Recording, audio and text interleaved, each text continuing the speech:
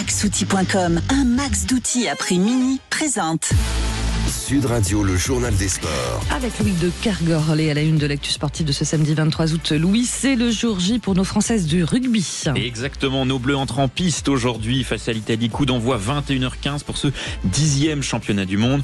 On imagine les Françaises dans les starting blocks du côté de l'Angleterre où se déroule la compétition. Et pour en parler avec moi ce matin en direct d'Angleterre, justement, je suis avec Florian Grill, président de la Fédération française de rugby. Bonjour Florian Grill. Bonjour. Merci d'être avec nous ce matin. Alors nous sommes à quelques heures du coup d'envoi. Alors comment déjà vous sentez nous Françaises avant ce premier match face à l'Italie ? Je les sens extrêmement concentrées, extrêmement concentrées. Elles savent qu'elles peuvent changer la face du rugby féminin en France. Et dans une Coupe du Monde qui est celle de tous les superlatifs où on va battre des records. Rien que la finale est déjà sold out, comme disent les Anglais, à guichet fermé. Donc ça va être un moment exceptionnel et elles le vivent comme tel. Compétition qui a débuté hier. On a vu donc ce match inaugural avec les Anglaises qui ont étrillé les Américaines. Ces mêmes Anglaises qui nous ont lourdement battu 40-6 en match de préparation. On est encore un petit peu loin des toutes meilleures équipes, non Florian Grill ? Oui, on a encore du travail à faire. On est outsider, on va pas se raconter d'histoire.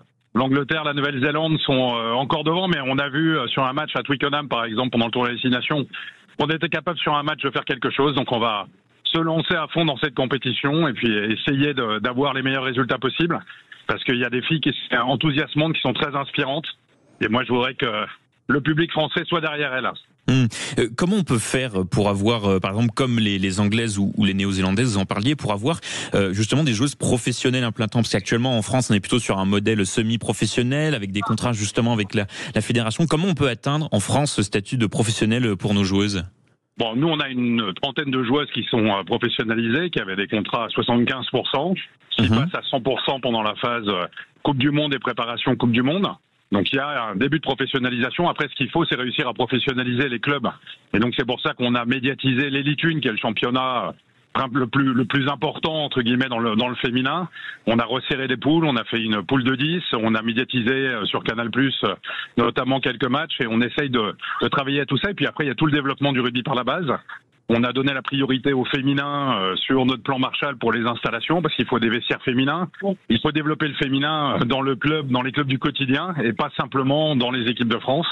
Tout ça, on y travaille. On a aussi, avec Adidas, mis en place un plan pour doter toutes les équipes cadettes, seniors, avec des maillots. Enfin voilà, il y a tout un travail de fond pour accompagner le développement du rugby féminin. Et puis une communication qui doit élargir la base du rugby. Pas simplement les amateurs du rugby, mais que le grand public s'intéresse au rugby féminin. Justement, vous en parliez de ce plan Marshall donc, que vous avez lancé lors de votre réélection en octobre 2024. 60 millions pour le rugby français, dont un tiers pour le rugby féminin. Presque un an près, on en est où de ce plan, Florian Grill ? Il y a 20 millions déjà qui ont été investis dans des vestiaires, dans des clubs. Vous savez, les filles se changeaient souvent dans les bus, dans les vestiaires à arbitres. Donc ça, c'est pas normal. Donc il y a 20 millions qui ont déjà été investis. Il y a encore 35 millions grâce à un partenariat avec Total Energy pour rénover un peu les passoires thermiques et en profiter pour faire des vestiaires féminins. Et il y a encore 5 millions avec l'Agence nationale du sport qui vont être investis. Donc voilà, ça passe. Les installations, c'est la base pour développer le féminin, parce que on a souvent des clubs qui datent des années 70 et pour lesquels les vestiaires féminins n'étaient pas prévus. Et donc maintenant, il faut que ce soit le cas systématiquement. On a une croissance exponentielle du rugby féminin. On était à 40 000 licenciés quand on est arrivé. On est monté à plus de 52 000. Notre objectif, c'est 100 000 à terme. Et donc, c'est pour ça qu'on fait tout ce travail à la base, en même temps qu'au sommet, pour développer le féminin. Vous parliez aussi des audiences. Je voyais dans plusieurs interviews, vous disiez avoir peur de devenir un petit peu comme le football américain en France. Est-ce que vous pouvez nous expliquer pourquoi ?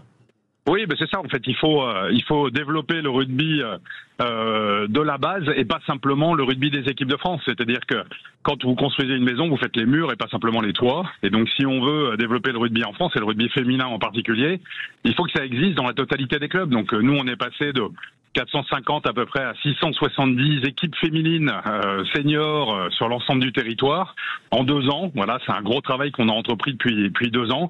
Il faut continuer cette dynamique parce que sinon le risque c'est d'avoir une équipe de France professionnalisée, mais c'est pas suffisant. On voit bien qu'il faut que l'équipe de France soit professionnalisée, mais que les structures le soient et que les clubs, dans le détail de l'ensemble des 2000 clubs français, accueillent du féminin absolument partout pour qu'il y ait des solutions de proximité, que plus de filles puissent faire du rugby, parce qu'on sait qu'au rugby, on transforme pas que les essais, on transforme les personnes.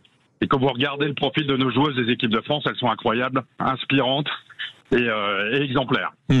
Un dernier mot, Florian Gritz, sur donc la rencontre de ce soir où la France jouera sans une de ses meilleures joueuses, la demi de mêlée Pauline Bourdon-Sansus. La raison étant sa suspension par la fédération après avoir critiqué l'arbitrage à la suite d'une rencontre de championnat. Je vous pose la question en tant que président, est-ce qu'il n'y avait pas moyen d'aménager sa peine? Parce que là, c'est quand même tout le groupe France qui est pénalisé. Non, écoutez, il y a des commissions de discipline, c'est pas la fédération qui a suspendu la joueuse, c'est les commissions de discipline. Et comme vous le savez certainement, les commissions de discipline sont indépendantes. Et qu'on soit joueur ou joueuse de l'équipe de France ou pas, les commissions de discipline, elles sont indépendantes pour juger s'il y a des propos qui ont été tenus qui correspondent pas à ce qu'on attend du rugby. C'est normal qu'il y ait une sanction.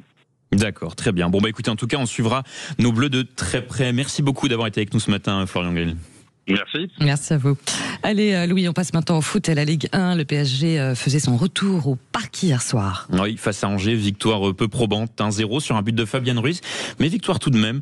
Dans l'important pour le PSG était plutôt en dehors du terrain hier soir avec la présentation du trophée de Ligue des Champions au public et surtout les adieux d'un des piliers de ce titre, Gianluigi Donnarumma, qui a fait ses adieux au Parc des Princes. Écoutez.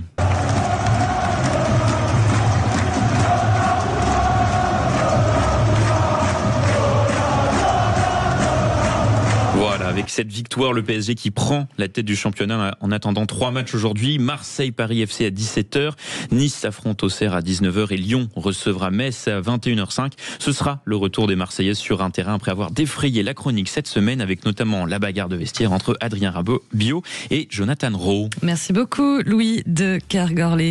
Allez, à suivre après le flash de 9h, notre débat politique avec les journalistes François-Olivier Gisbert et Johan Gillet, avec beaucoup de sujets bien sûr autour de la table, mais notamment cette question qu'on a postée sur nos réseaux. Jean-Luc Mélenchon, selon vous, récupère-t-il ou pas le mouvement Bloquons Tout du 10 septembre? Ça reste encore un gros oui pour vous à 80%. On en cause en quelques instants. Il est 8h57. Sud Radio. Sud Radio. Parlons vrai. Parlons vrai. Sud Radio. Parlons vrai.